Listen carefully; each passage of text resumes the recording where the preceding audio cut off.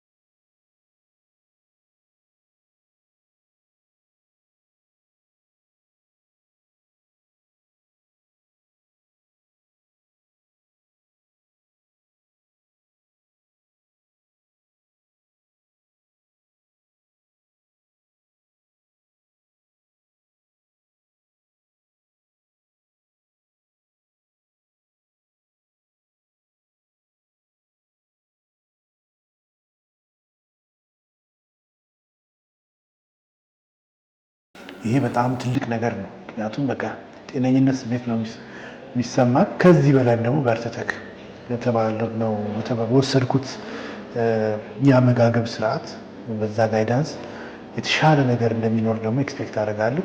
ፕላስ ደግሞ ከአንተን ብቻ ሳይሆን እዚህ ነገር ታቆም ያው በዙሪያም የሚኖሩ ሰዎች ያንተን እያዩ የተሻለ ላይፍ ስታይል ውስጥ ለመግባት ሂደት ነው አሁን እያዩ ያለሁት። ስራ ቦታም ፋሚሊ ላይ የምታያቸው የተለያዩ ሰዎች ያው አንተ ላይ ያለውን ለውጥ አጠቃላይ ፊዚካሊ፣ በጤናም ሳይኮሎጂካሊ ያለን መረጋጋት ኤቭሪቲንግ እያዩ እነሱም ወደ አንተ መምጣት ነገር አለና እንግዲህ እያለ እንደ ማህበረሰብ ለውጥ የሚያመጣ ነው ብዬ አስባለሁ። ይሄ ትልቅ ነገር ነው።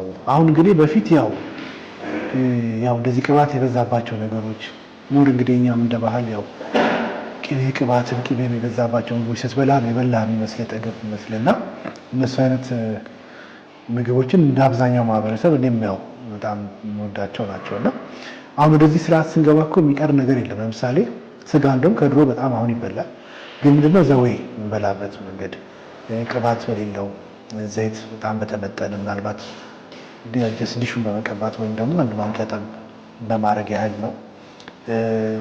እነዚህ አላስፈላጊ የጮማ አይነት ነገሮች እነሱን አቮይድ የማድረግ ነው እና ይበላል። እንደውም አሁን ነው ጥሩ የሚበላው፣ ግን ያኔ ያው እኛ የምንፈልገውን ነገር ነበረ አይደል ስንበላ የቆየ ነው። አሁን ግን ሰውነታችን የሚፈልገውን ለይተን አውቀናል።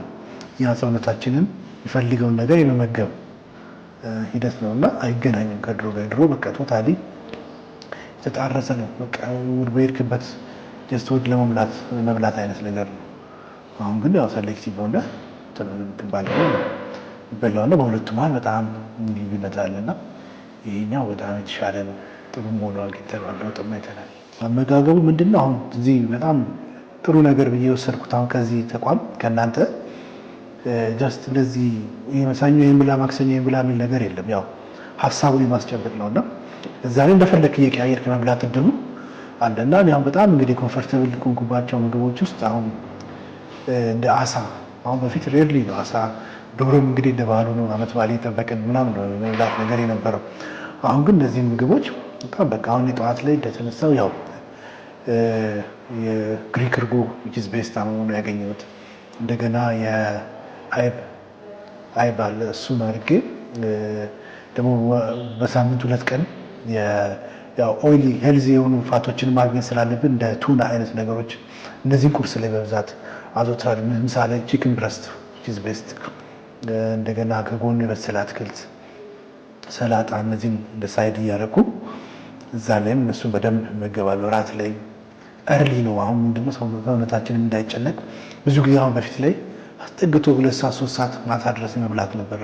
አሁን ግን እርሊ 12 ሰዓት ላይ የሚፈልገውን ምግብ እንደ ስቴክም ሊሆን ይችላል ስጋ እሱን አደርጋለሁ። ልክ 12 ሰዓት በኋላ ግን ያው በቃ ሰውነቴም ወዲም ነፃ ሊሆን እንትን አለና አንዳንዴ እነዚህ ኦቾሎኒ ላውዝ እሱንም ማታ ላይ ያው ሄልዚ ፋት ስለሆነ እንዲሁም ደግሞ የቺያ ሲድ እሱ ወይም ተልባ እነዚህ ደግሞ ያው ይሄ ጮማ ምናምን በላው ነገር ስለቆመ በዛ ሉዝ ያደረግነው አሁን ይሄ እነዚህ ሄልዚ የሆኑ ፋቶች ናቸው። እነሱን ያው ኮምባይን እያደረጉ ሳልደጋግም እንዳይሰለች ቁርስ ላይ ዶሮ ከሆነ ምሳሌ አሳ እራት ላይ ወይስ ቢፍ እንደዛ አይነት ነገር እያደረግ ስትጠቀመው አይሰለችም። ባህል ነው እንዳልከው አሁን ቅድም ስናወራ እንደነበረው የድሮውን ላይፍ ስታይል አሁን እየረሳሁት መጥቻለሁ።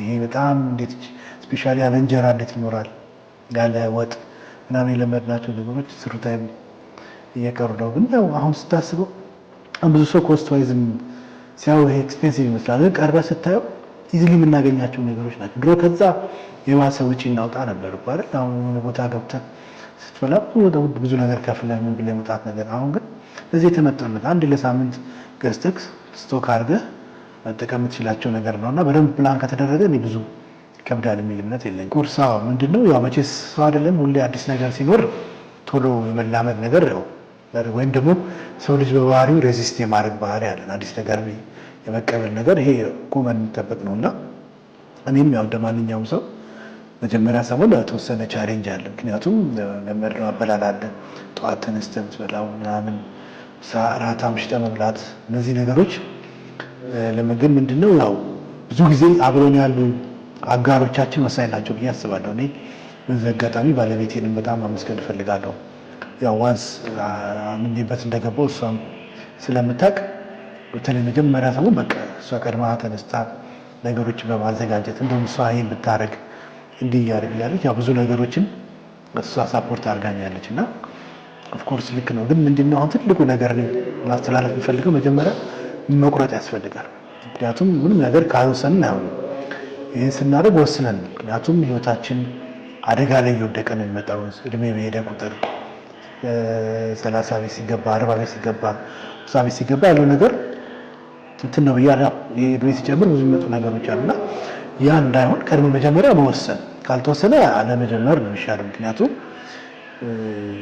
ጥሩ አይደለም ሰውነት ወጣ ገባ ሲሆን አንድ የመጀመሪያ ማመን ከተወሰነ በኋላ ግን የመጀመሪያው እንደው ማክሲመም 1 ሳምንት 10 ቀን ነው እንጂ ከዛ ለውጡን ታየዋለህ እኮ አይደል? አንተ ኤነርጂ ያጣሁን ኤነርጂ ስታገኝ ያጣሁን እንቅልፍ ስታገኝ ወይ ነው ለምን እንደው አጠንክሬ አልሄድም እያልክ ነው የምትሄድ እና በላይ ለምታስመዘግበው ለውጥ የቀጣዩን ነገርህን ጥሩ እንዲሆንና አጠናክረን እንድትሄድ የራሱ የሆነ ትልቅ ሚና ስላለው ወስኖ መግባት ነው ይቻላል የሚል አቋም ነው። እንቅስቃሴን በተመለከተ መጀመሪያ ያው ዶክተር ጋም ስንማከር የተጨንቀህ እንትን ማድረግ መጀመሪያው በተለይ ስፔሻሊ አንድ ወር ስትራክቸር ቢልድ የማድረግ ነው። ምንድነው ያው ያለን ፋቲ ነገሮች የማስወገድና መስል የመገንባት ነው እና እዛ ላይ ግድ ተጭነከው ወይም ስፖርት ቤት ገብተን ምትብትል ያው ባልተደላደለ መሬት ላይ ነው የሚሆነውና ያው ጥሩ ላይሆን ይችላል። ስለዚህ ምንድነው እኔ ፎከስ ያደረኩት የመጀመሪያ አንድ ወር ላይ ወክ ነው። እንግዲህ ከ6000 እርምጃ እስከ 10000 እርምጃ ኤክስፔክት ይደረጋል። ያን ፉልፊል ለማድረግ ሞክሬያለሁ። ያን ሳደርግ ግን ምንድነው ማታ ግዴታ ስራ መጥቶ ደክሞኝ ቤት ወክ ላድርግ አይደለም። ላይፍ ስታይልን ልክ ምግቡ እንደቀየርኩት ነው የቀየርኩት። አውቄ መኪና ሩቅ ቦታ ፓርክ አድርጌ በእግር መሄድ፣ በፊት ሊፍት የምጠቀም የነበረውን በእግሬ ደረጃዎችን ለመውጣት ሰዎችን ራቅ ያለ ቦታ መቅጠር እና አጋጣሚ አድርጌ ራሴን ቢዚ ያደረኩት እሱን አደረኩ። ሌላ ቀለል ያሉ ዩቲዩብ ላይ ያሉ ኤክሰርሳይሶች አሉ እና እነሱን ቤት ውስጥ የተወሰነ በሳምንት 3 ቀን ኤክሰርሳይዝ በማድረግ አሁን ግን ምንድነው ራሴ ከውስጥ መጣ ጩኸቱ ማለት ነው። በቃ ስፖርት ቤት ገብቶ መስራት ለረጅም ስለሚመጣ ሰውነቴን ፊት ሲያደርግ አሁን እንግዲህ እዚህ 2ኛ ወር ላይ ጨርሼ እንግዲህ ወደ ፊትነስ ሴንተር እሄዳለሁ ብዬ እንግዲህ ፕላን አድርጌያለሁ። ያን አደርጋለሁ። ዶክተር ጌሪን ያው እጅግ አድርጌ አመሰግናለሁ። ምክንያቱም ያለውን እውቀት እንግዲህ በራሱ ብዙ ስቴፖች ሄደው እንግዲህ ከምናየው መጀመሪያ እሱ ካወራኝ እንግዲህ በራሱ ላይ ኤክስፔሪመንት አድርጎ ነው ይሄን ነገር ያገኘው ማለት ነው እና ያ ነገር ለራሴ በቃኝ ብሎ ማድረግ ይችል ነበር። ግን ያ ብዙሃን ይጠቀም ብሎ ነው ሰፊ አማራጭ ከአንድ 2 ብራንች አድርጎ ኢቭን ሀገር ውስጥ እንኳን ይሄን ሰርቪስ ማግኘት ማይችሉትን ከውጭ ሆነ ኮንታክት እያደረገ ያለውን ነገር ሳይሰስት ፎሎ እያደረገ በማድረጉ እሱን በጣም ማመስገን እፈልጋለሁ። እንግዲህ በመቀጠል ባለቤቴንም ቅድም ሜንሽን አድርጌልሃለሁ በዚህ ነገር በርትቼ ተስፋም ሳልቆርጥ ወደ ኋላም ሳልል እንትን እንድል አጠንክራ ብዙ ነገሮች ሰፖርት አድርጋኝ እዚህ እንድደርስ እንግዲህ ይሄን አንድ ወር በድል እንድጨርስ አድርጋኛለች። እሷንም ማመስገን እወዳለሁ። ፋሚሊዬን በአጠቃላይ